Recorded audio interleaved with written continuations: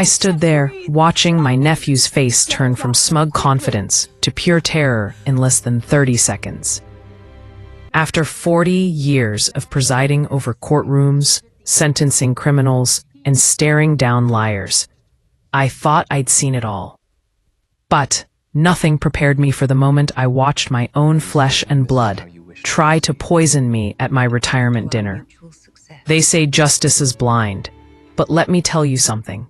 A judge's eyes are trained to catch every flicker of guilt, every nervous gesture, every calculated move.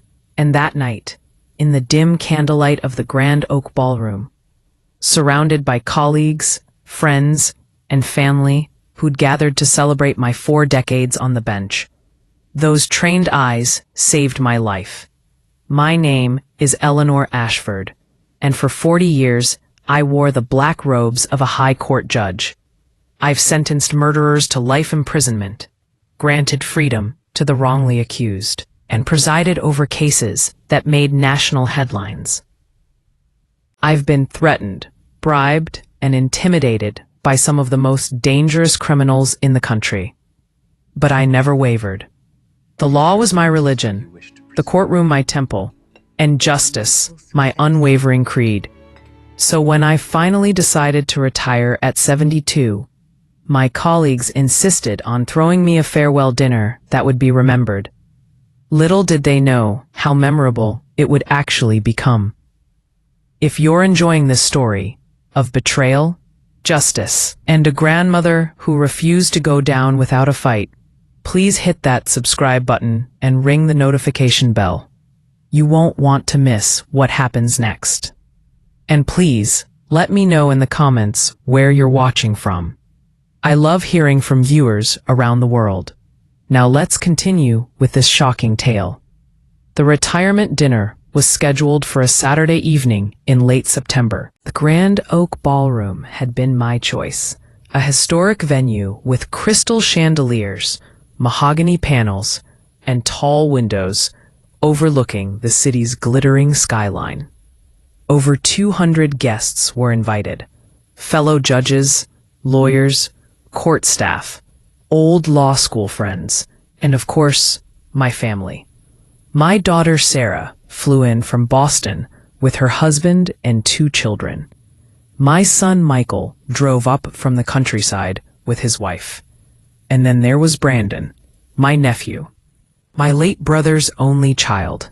Brandon had always been the troublesome one, brilliant, charming, and utterly ruthless in his ambitions. He'd graduated top of his class from business school and immediately dove into corporate finance. By 35, he was managing a multi-million-dollar investment fund. But brilliance and ambition, I'd learned from decades on the bench, don't always walk hand in hand with integrity. I'd watched Brandon cut corners, bend rules, and step on anyone who stood between him and his goals. Still, he was family, and I'd always hoped he'd eventually find his moral compass. Period. The dinner began at 7 o'clock sharp.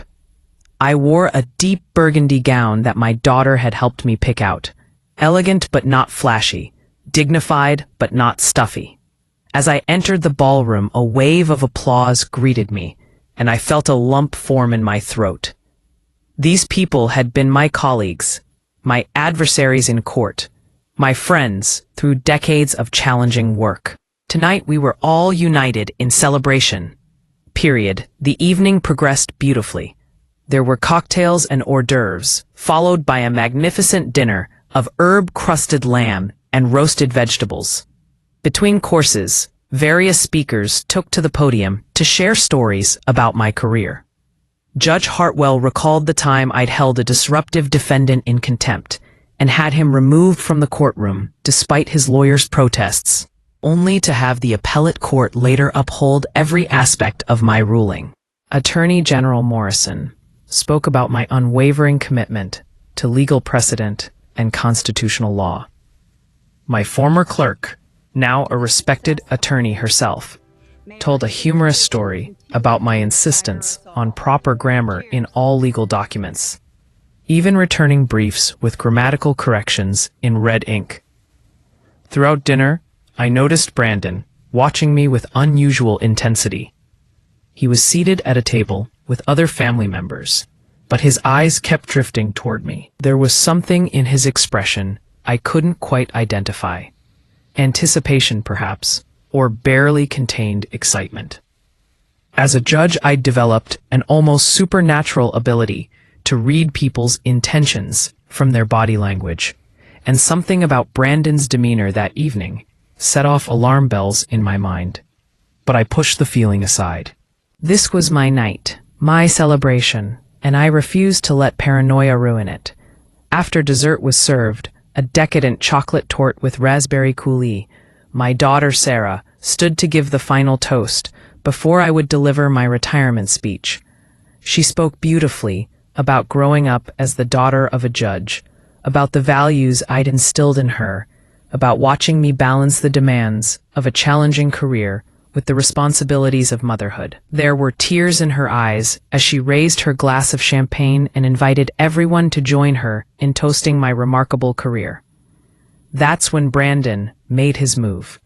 As waiters circulated through the ballroom, refilling wine glasses for the toast, Brandon suddenly stood and approached my table. He was carrying 2 goblets of red wine, and his smile was bright and warm. Too bright, too warm. He said my birth year vintage wasn't available, but he'd selected something special, a wine worthy of this momentous occasion. He placed 1 goblet in front of me and kept the other for himself. The wine was beautiful, a deep ruby red that caught the candlelight and seemed to glow from within. But as Brandon set down my glass, I saw something that made my blood run cold. His hand trembled ever so slightly, and there on his fingertips was the faintest trace of white powder.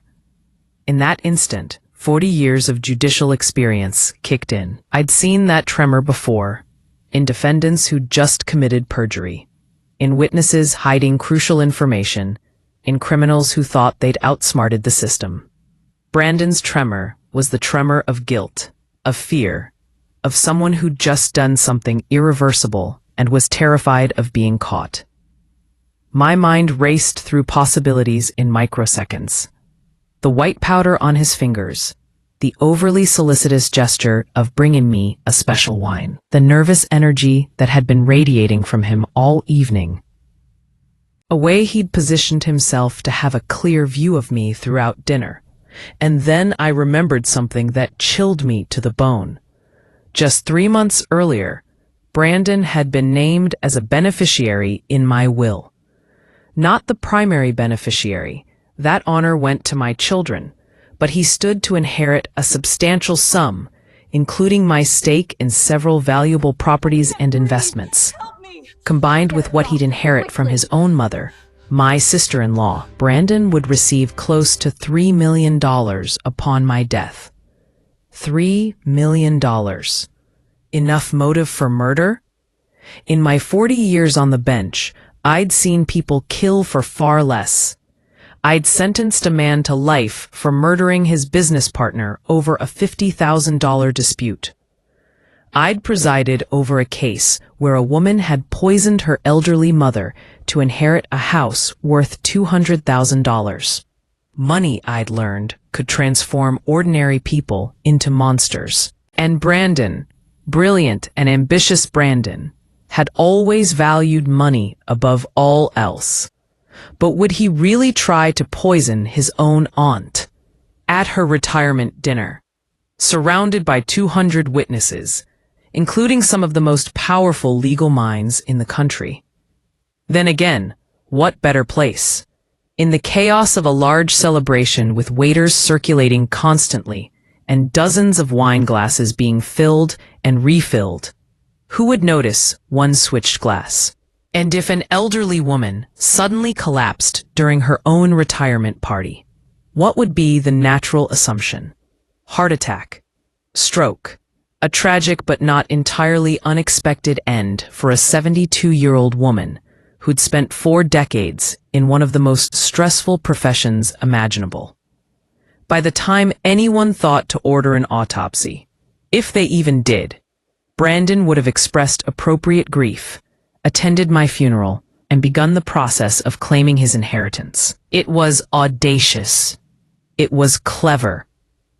It was exactly the kind of calculated risk that Brandon would take, and it might have worked if he'd been dealing with anyone other than a high court judge who'd spent her entire career studying criminal behavior. But he'd made one critical mistake. He'd underestimated me. He'd thought of me as a frail old woman, ready to be put out to pasture.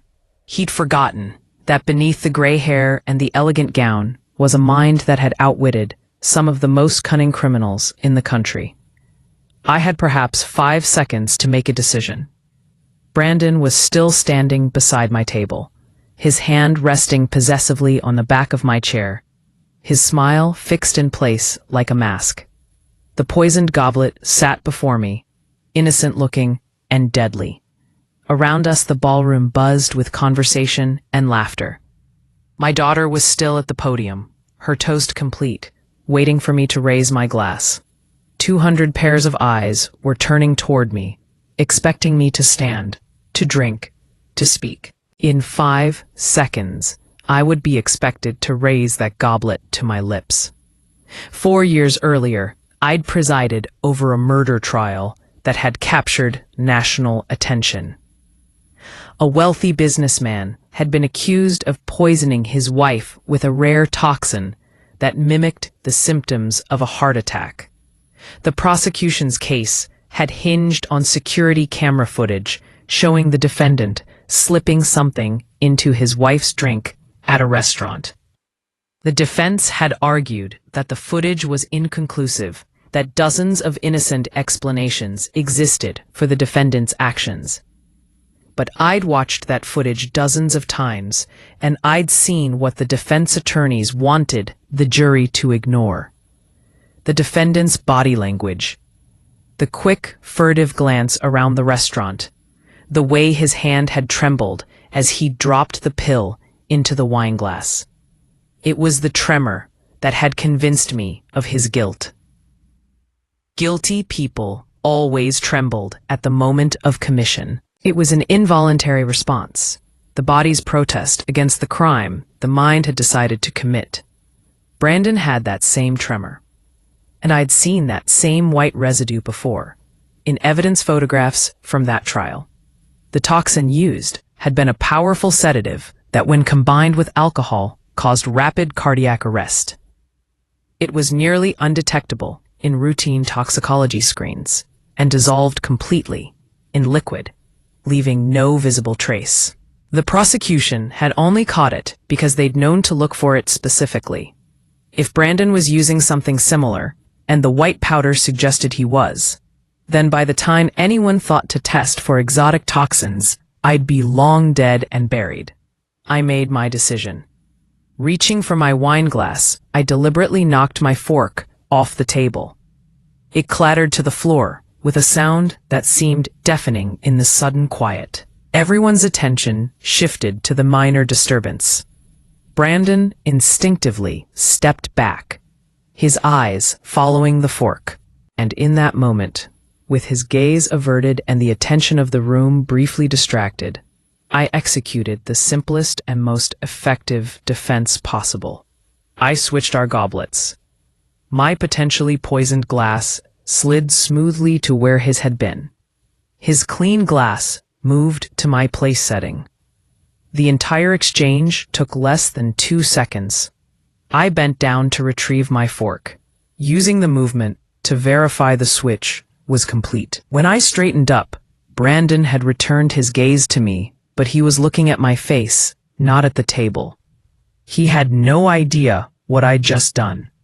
His goblet, the one he'd held moments before, now sat innocently in front of him. My goblet, the one he'd doctored with whatever poison he'd chosen, waited at his place. I caught the eye of a passing waiter and gestured to the fork. He hurried over with a replacement, and in the small flurry of activity, any remaining attention on our table dissipated. Brandon cleared his throat. He was preparing to give his own toast, to say a few words about his beloved aunt, before I drank from the poisoned cup and began my final speech. I could see him mentally rehearsing his lines, planning his performance of shock and grief when I collapsed. The arrogance of it was breathtaking. The sheer narcissistic confidence that he could commit murder in front of 200 witnesses and get away with it. But that was Brandon's fatal flaw. He'd always been so convinced of his own brilliance that he never considered the possibility that someone else might be smarter. The ballroom had settled back into expectant silence. My daughter had returned to her seat. All eyes were on our table, waiting for the final toasts before my retirement speech. Brandon raised his goblet, the one that I'd had moments before, the one he believed was safe. I raised mine, the one he'd brought to me, the one he'd doctored with poison. A candlelight danced across the surface of the wine, and I saw my reflection in the dark liquid, distorted and wavering. How many times in my career had I held someone's fate in my hands? How many times had I been forced to make decisions that would alter the course of lives? But this was different. This wasn't a courtroom. This was personal. This was family. This was murder. Brandon began to speak. His voice was strong and clear, projecting across the ballroom with practiced ease. He talked about what an inspiration I'd been to the family, how my dedication to justice had set an example for younger generations, how my wisdom and integrity had shaped not just the legal system, but everyone who knew me.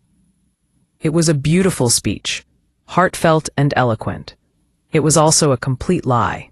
Every word dripped with false sincerity, and I wondered if anyone else in the room could hear it. But they were all smiling, nodding along, moved by this touching tribute from a loving nephew to his retiring aunt. They had no idea they were watching a murderer eulogize his intended victim. As Brandon spoke, I watched him carefully, studying every micro-expression, every gesture, every shift in his posture. This was what I'd done for 40 years. Reading people like books, seeing through their carefully constructed facades to the truth beneath. And the truth I saw in Brandon was chilling. He wasn't just greedy. He wasn't just ambitious. He was completely devoid of conscience. There was no guilt in his eyes, no hesitation in his voice, no remorse for what he was about to do. He'd made peace with murdering me long before he walked into this ballroom. The decision had been calculated, weighed, and executed with the cold efficiency of a business transaction. To Brandon, I wasn't his aunt, wasn't the woman who'd held him as a baby, who'd attended his graduations, who'd celebrated his successes. I was simply an obstacle between him and $3 million, an obstacle that needed to be removed. He continued his toast, building to what he clearly imagined would be a powerful conclusion. He spoke about legacy, about the mark I'd left on the legal system, about how my influence would continue long after my retirement. The irony was almost funny. He thought he was delivering my eulogy, disguised as a toast. He thought that in a few minutes I'd take a drink, begin my speech, and then collapse as the poison took effect. He'd probably researched the timeline carefully, timed it so that the symptoms would appear to be a sudden medical emergency rather than a gradual poisoning. Quick, dramatic, and tragic. The perfect crime. But as I sat there listening to him lie so smoothly to a room full of people who trusted him, who believed him, who had no reason to suspect that this charming young man was capable of murder, I felt something I hadn't felt in years. Not fear, not anger, something colder and more focused. It was the feeling I got in the courtroom when a case finally clicked into place, when all the evidence aligned and I could see clearly through to the truth. It was the feeling of justice preparing to be served. Brandon had made his play. He'd committed his crime. And now, without even realizing it, he was about to face the consequences. He raised his goblet higher, inviting the room to join him. Around us, 200 people lifted their glasses. The chandelier sparkled overhead, casting prismatic light across the sea of raised crystal and wine. It was a beautiful moment, elegant and dignified, exactly what my retirement celebration should be. Except for the poison, of course. Except for the nephew who'd just attempted to murder me in front of the city's entire legal establishment. Brandon's voice rang out clear and strong as he concluded his toast. He spoke about love and family and gratitude. He spoke about how much he'd miss me. And then he said the words that would seal his fate. To Aunt Eleanor, may she rest in the peace she so richly deserves. Rest in peace. The traditional phrase for the dead. Had anyone else caught that slip? Had anyone else noticed the funeral imagery in a retirement toast? But the room erupted in applause and agreement. Glasses clinked, people drank, and Brandon, still smiling, still playing his role perfectly, raised his goblet to his lips. I raised mine as well, but I didn't drink. I simply held the glass at my lips, tilting it slightly to create the appearance of drinking, while ensuring no liquid actually entered my mouth. It was a trick I'd learned from a defendant years ago, a man who'd tried to fake taking court-ordered medication by holding pills against his cheek instead of swallowing them. The human eye is easily fooled when it expects to see something. People saw me raise the glass, saw me tilt it, and assumed I'd drunk just as they had. But my eyes never left Brandon. I watched him take a long, deep drink from his goblet. I watched the wine slide down his throat. I watched him lower the glass with a satisfied smile, believing that I'd just consumed the poison he'd prepared for me. He had no idea that the wine he'd just swallowed was the wine he'd doctored. He had no idea that the toxin he'd meant for me was now coursing through his own bloodstream. He had no idea that in approximately 5 minutes, based on what I knew about the poison from that trial 4 years ago, he would begin to feel the effects. The applause died down, and people began to take their seats again. It was time for my speech, the grand finale of the evening. I stood slowly, gathering my notes, but I didn't move to the podium yet. Instead, I remained at my table, watching Brandon return to his seat at the family table. He walked with confidence, with the swagger of someone who believed he'd just gotten away with the perfect crime. He sat down next to my sister-in-law, his mother, and she patted his hand affectionately, proud of the touching toast her son had just delivered. If only she knew what her brilliant, ambitious boy had just attempted. I made my way to the podium, acknowledging the applause with a gracious smile. My notes were in my hand, but I knew I wouldn't need them. I'd prepared a speech about justice, about service, about the privilege of spending 40 years in the pursuit of truth. But that speech seemed inadequate now. How could I stand here and talk about abstract principles of justice when I'd just witnessed an attempted murder? How could I philosophize about the law when the law was about to be tested in the most personal way possible? I glanced at the clock on the far wall. 2 minutes had passed since Brandon drank the poisoned wine. 3 minutes remained before the symptoms would begin. I began to speak, but not the speech I'd prepared. Instead, I talked about my very first case as a judge, a simple assault charge that had seemed straightforward until I'd started examining the evidence more carefully. I'd noticed inconsistencies in the testimony, small details that didn't quite align.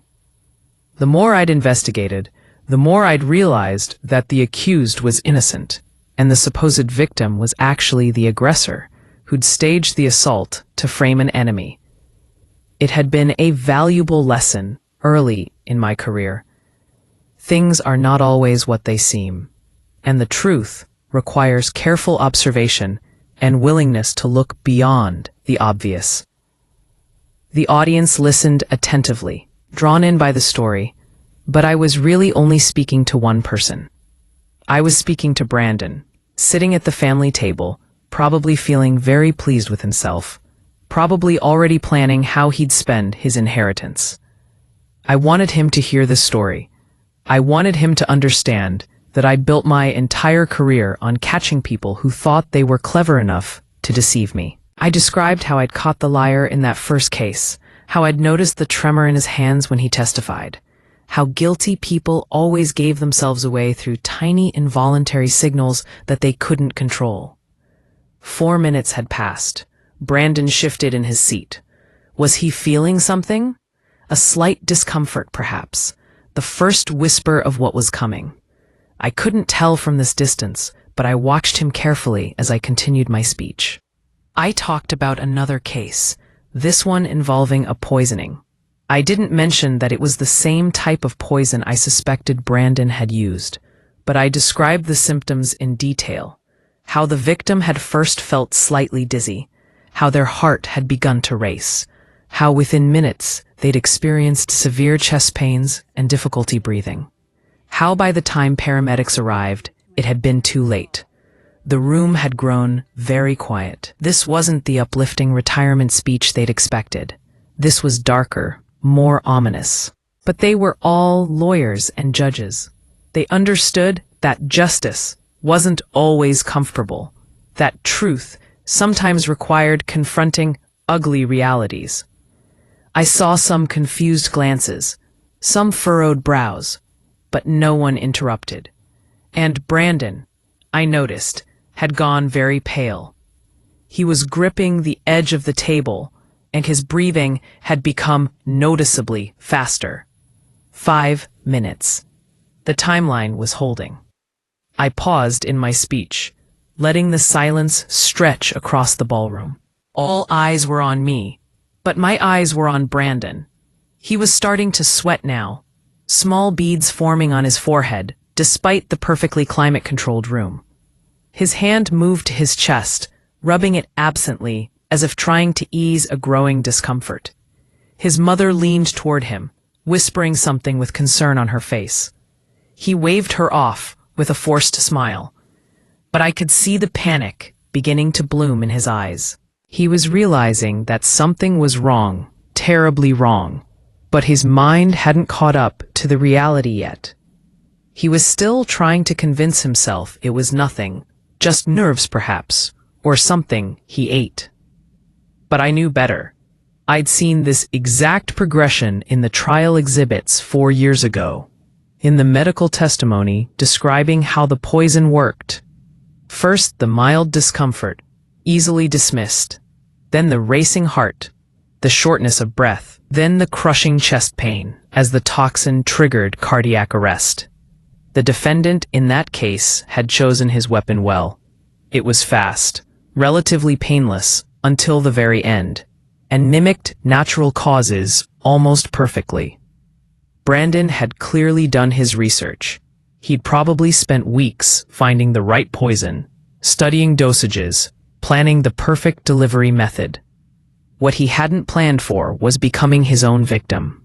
But now, I was talking directly about that poisoning case. I described how the murderer had slipped the toxin into his victim's wine at a public event, how he'd counted on the chaos and confusion to mask his actions, how he'd believed himself too clever to be caught.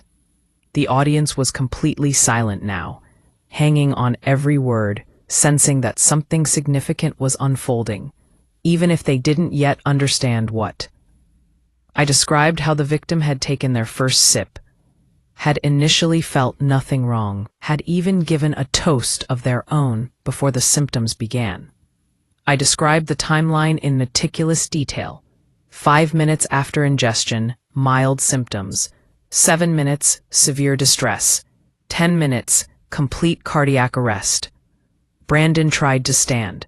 His chair scraped loudly against the floor, drawing attention from nearby tables. He was gripping his chest now, his face contorted with pain and confusion.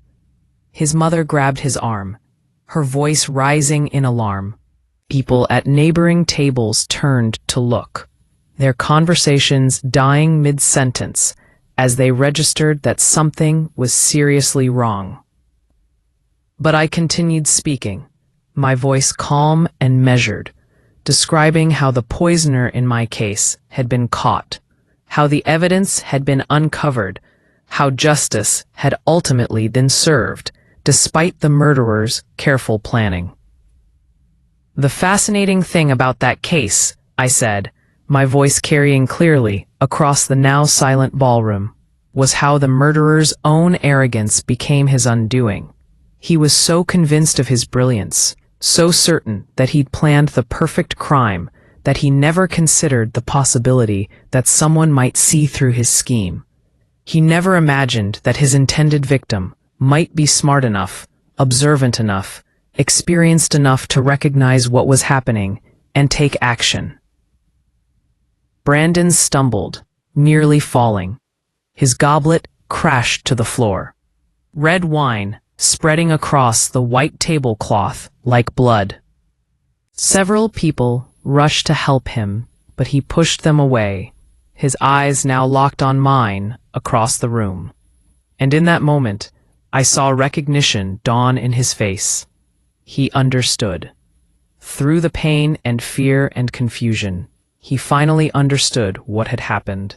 He saw me standing calmly at the podium, unharmed, unbothered, watching him with the same cool assessment I'd given to thousands of criminals over my career. He realized that I'd switched the glasses. He realized that the poison meant for me was killing him. He realized that he'd been outsmarted by the frail old woman he'd thought would be such an easy target. He tried to speak, his mouth opening and closing, but only a strangled gasp emerged. The pain was too intense now for words. His mother was screaming for someone to call an ambulance. People were pulling out phones, shouting for help, crowding around as Brandon collapsed to his knees. The elegant retirement dinner had dissolved into chaos and panic, but I remained at the podium, a still point in the storm of activity, and I continued my speech. "In that case," I said, raising my voice to be heard over the commotion, "the poisoner had prepared what he thought was an untraceable toxin. But the prosecution brought in expert witnesses who identified it as a rare compound, one that required specialized knowledge to obtain. The investigation traced the purchase back to the defendant through his computer search history and financial records. He'd been so focused on the act of murder that he'd forgotten to cover his digital trail. He'd Googled symptoms, dosages, and suppliers. Every search had been logged, every transaction recorded. His entire plan laid out in black and white for investigators to find. Security guards were pushing through the crowd now, along with the hotel's medical staff. Someone had indeed called an ambulance, and I could hear sirens approaching in the distance. Brandon was on the floor now, convulsing, his mother cradling his head in her lap, tears streaming down her face as she begged him to hold on, to stay with her. It was a tragic scene, a mother watching her son die, having no idea that her son had just tried to murder his own aunt for money. Part of me felt sympathy for her. She'd raised Brandon, loved him, believed in him.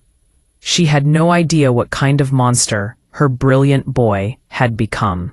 But my sympathy for her didn't extend to him. I'd seen too many criminals in my career, heard too many excuses, witnessed too much evil disguised as ordinary human weakness. Brandon had made his choice. He decided that $3 million was worth more than my life, worth more than the grief he'd cause my children, worth more than any principle of decency or family loyalty. He'd planned my murder with the cold calculation of a business deal, and now he was reaping what he'd sown. I caught the eye of Chief Judge Hartwell, who was standing near the door, coordinating with security. I gestured for him to approach the podium, and he made his way through the crowd with the efficiency of someone accustomed to taking charge in crisis situations. When he reached me, I leaned close and spoke quietly. My words meant only for him. I told him what had happened, what Brandon had tried to do, what I'd done in response. I told him about the switched goblets, about the white powder on Brandon's fingers, about the suspicious timing and the inheritance motive. I told him everything in the clear, concise manner of a judge presenting findings of fact. His face went through several expressions in rapid succession: disbelief, shock, horror, and finally, grim understanding. He'd known me for 30 years. He knew I didn't lie, didn't exaggerate, didn't make wild accusations without evidence. If I said Brandon had tried to poison me, then Brandon had tried to poison me. He pulled out his phone and stepped away, making calls I knew would bring detectives and crime scene investigators. This retirement dinner was now a crime scene. Brandon's medical emergency was now an active investigation, and I, the intended victim, was now a key witness to an attempted murder that had spectacularly backfired on its perpetrator. The paramedics arrived, rushing in with equipment and urgency. They surrounded Brandon, checking his vitals, starting IV lines, preparing him for transport. I could see from their faces that the situation was grave. Whatever poison Brandon had used, and I was now certain it was the same cardiac toxin from that trial 4 years ago. It was working exactly as intended. The only difference was the victim. The paramedics loaded him onto a stretcher and rushed him toward the exit, his mother following close behind, still crying, still confused, still believing this was some random medical emergency, rather than a murder plot gone wrong. As they wheeled him past the podium, Brandon's eyes found mine one last time. There was so much in that look: hatred, fear, regret, and a desperate plea for help that he had no right to ask, and I had no intention of giving. I'd spent 40 years dispensing justice. I'd sent guilty people to prison, even when they begged for mercy, even when their families wept, even when they claimed they'd made mistakes and deserved second chances. Justice wasn't about mercy. Justice was about consequences. And Brandon was facing the ultimate consequence of his own actions. The ballroom doors closed behind the paramedics, and a heavy silence fell over the room. 200 guests stood in stunned confusion, trying to process what they'd just witnessed. Some were comforting my sister-in-law's friends who'd been seated at her table. Others were clustered in small groups, whispering urgently, speculating about what had happened. Several were staring at me, still standing calmly at the podium, wondering why the guest of honor seemed so composed, while her nephew had just collapsed in what appeared to be a medical emergency. Chief Judge Hartwell returned to the podium, his expression grave. He leaned close and spoke quietly. "Detective Morrison is on her way. She wants to secure the scene before anyone leaves. Your nephew's goblet, the one he drank from, needs to be preserved as evidence, along with the other glass." I nodded, appreciating his efficiency. Morrison was one of the best detectives in the city, someone I'd worked with on several high-profile cases during my career. If anyone could build an airtight case from what had happened here tonight, it was her. Finally addressed the crowd, my voice carrying the same authority it had held in courtrooms for 4 decades. "Ladies and gentlemen, I apologize for the disruption to this evening's celebration. What you've just witnessed was not a random medical emergency. It was the consequence of an attempted murder." The gasps and exclamations rippled through the ballroom like a wave. I held up my hand for silence and continued. "My nephew Brandon attempted to poison me this evening. He slipped a toxin into my wine glass, intending for me to drink it during the toasts. However, I observed his actions, recognized what he was doing, and switched our goblets. The poison he prepared for me is now in his system." The silence that followed was absolute. You could have heard a pin drop in that massive ballroom. People stared at me with expressions ranging from shock to disbelief to dawning horror as they realized what I was saying. This wasn't a retirement dinner anymore. This was a crime scene. They weren't guests at a celebration. They were witnesses to an attempted murder and its dramatic reversal. I know this is difficult to process, I continued, but I need everyone to remain calm and cooperative. The police are on their way, and they'll need statements from those who were seated near my nephew or who may have observed his actions this evening. I understand you came here to celebrate my retirement, not to be embroiled in a criminal investigation, but I ask for your patience and assistance as we work through this situation. Judge Martinez stood up from her table near the front. She was a woman I'd mentored early in her career, someone who'd risen to become one of the most respected jurists in the state. Her voice was steady, despite the shock evident on her face. Eleanor, are you saying you deliberately allowed your nephew to poison himself? That you knowingly switched the glasses, knowing what would happen? It was the question I'd known was coming, the question that cut to the heart of what I'd done. I'd had 5 minutes while watching Brandon drink the poisoned wine to consider the implications of my actions. I could have stopped him. I could have knocked the glass from his hand, called out a warning, prevented him from ingesting the toxin. But I hadn't. I'd let him drink, knowing full well what would happen. Was that self-defense, or was it something darker? Was it justice, or was it revenge? I made a split-second decision when I saw the white powder on his fingers. I said carefully, my primary concern was protecting myself from poisoning. Switching the glasses accomplished that. What my nephew chose to do with his own glass after that was his decision. I didn't force him to drink from it. I didn't encourage him or coerce him. He drank voluntarily from what he believed was his own safe glass of wine, never suspecting that it was the poisoned one he'd prepared for me. It was a lawyer's answer, carefully worded to emphasize my innocence, while acknowledging the reality of what had occurred. But Judge Martinez wasn't satisfied. But you knew the glass was poisoned, and you let him drink from it anyway. You watched him consume poison and did nothing to stop him. I watched a man attempt to murder me, and then inadvertently consume his own weapon. I corrected. There's a significant legal difference. He created the deadly situation. He brought the poison to this event. He doctored the wine with the intent to kill. All I did was ensure that I wasn't his victim. If, in the course of protecting myself, his own plot backfired on him, that's a consequence of his actions, not mine. The debate could have continued, but Detective Morrison arrived, with a team of crime scene investigators and uniformed officers.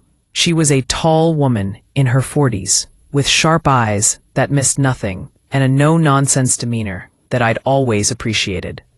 She surveyed the ballroom, taking in the confused guests, the overturned chair at Brandon's table, the spilled wine spreading across the white tablecloth, and me standing calmly at the podium, like I was still presiding over a courtroom. She approached me directly. Judge Ashford, Chief Judge Hartwell briefed me on the situation. I need to take your statement and secure the evidence before the scene is compromised any further. I nodded and gestured to the 2 goblets still sitting on my table.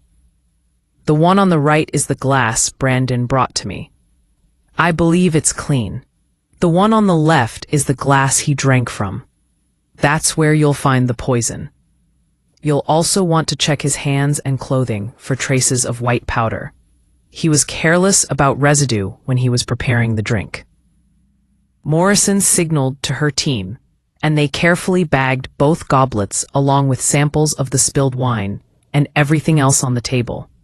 She then escorted me to a quiet corner of the ballroom, where we could talk privately.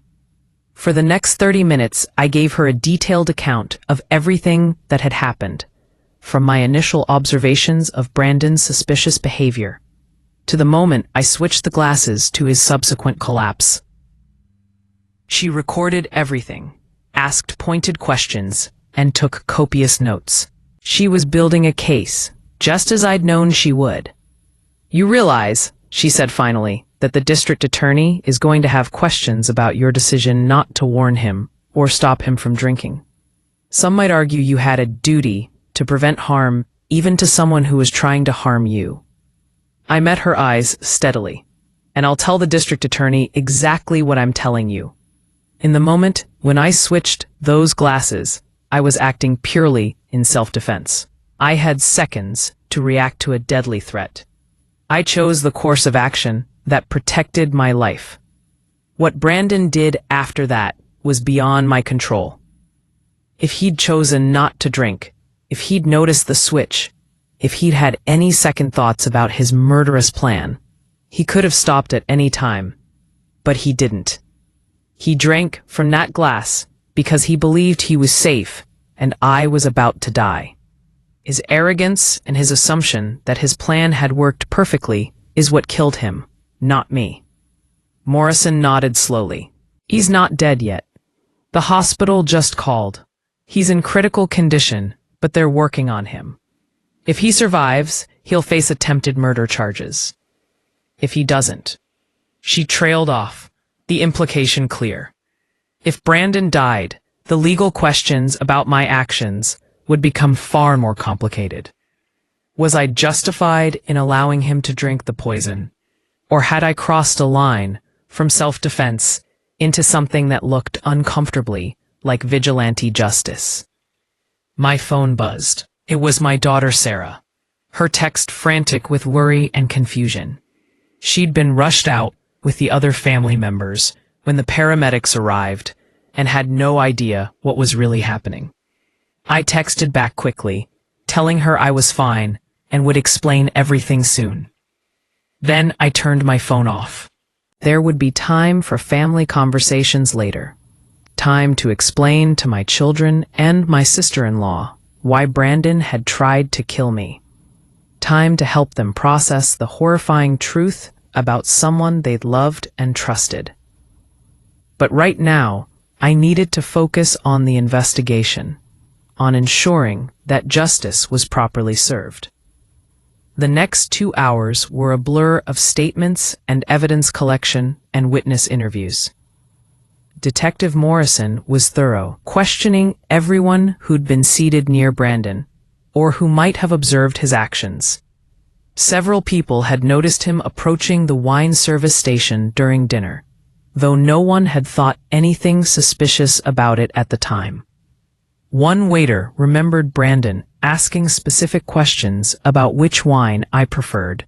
Another guest recalled seeing Brandon standing alone near the service area for several minutes, his back to the room, his posture oddly tense.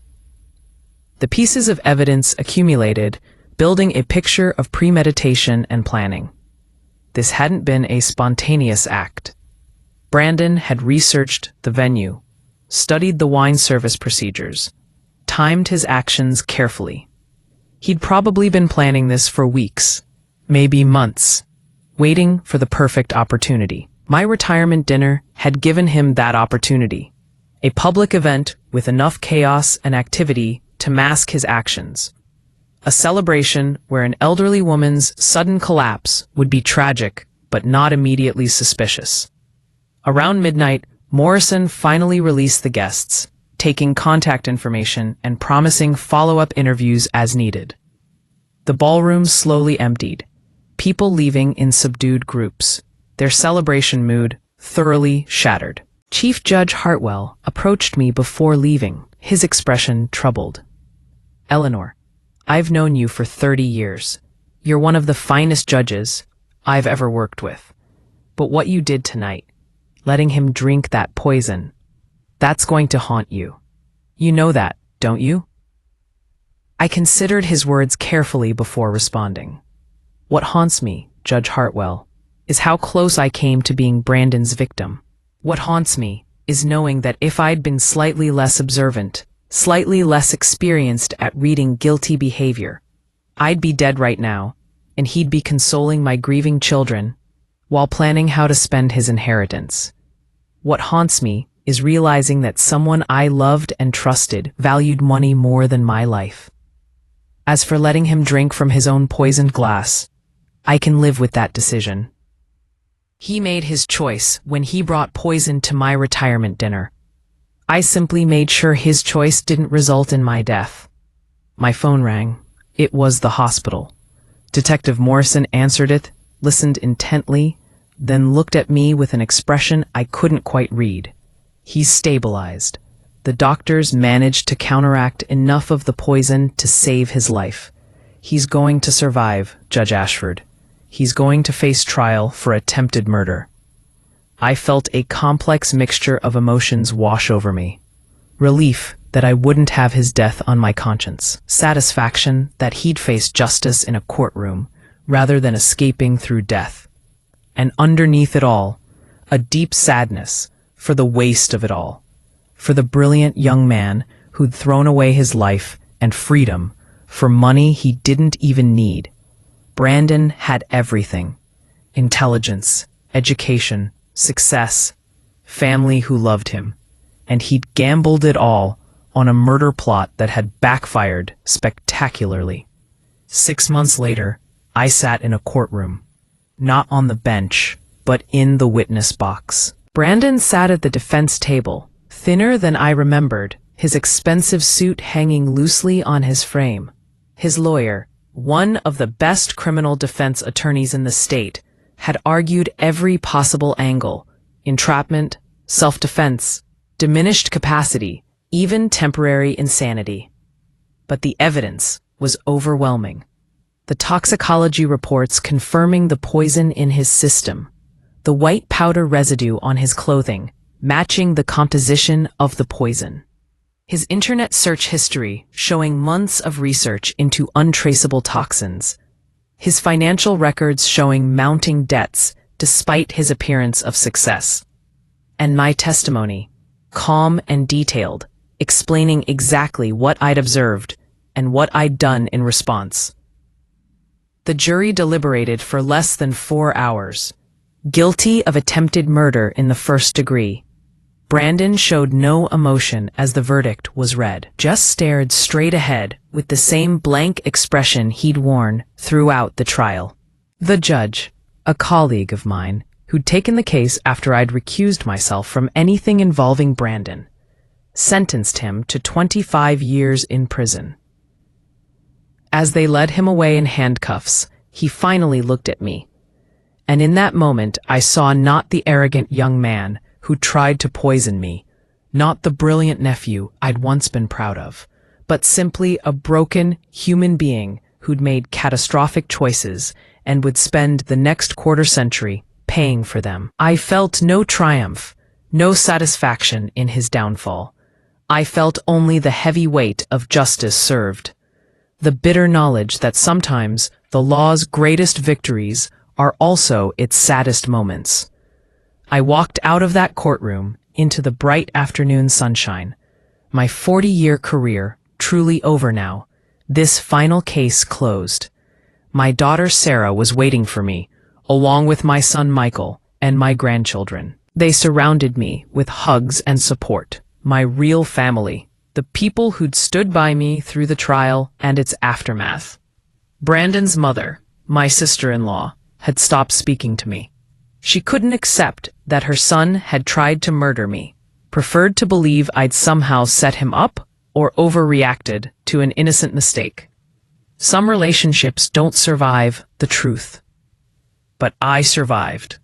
That's what mattered. I survived Brandon's attempt on my life, and I survived the legal and emotional aftermath. And as I walked away from that courthouse for the last time, I reflected on the strange justice of it all. Brandon had tried to poison me at my retirement dinner, tried to write the ending to my story. Instead, he'd written the ending to his own. Sometimes, I thought, justice doesn't need a judge or a jury. Sometimes, justice is simply the inevitable consequence of evil turning back upon itself. Sometimes, the best verdict is the one that criminals deliver upon themselves.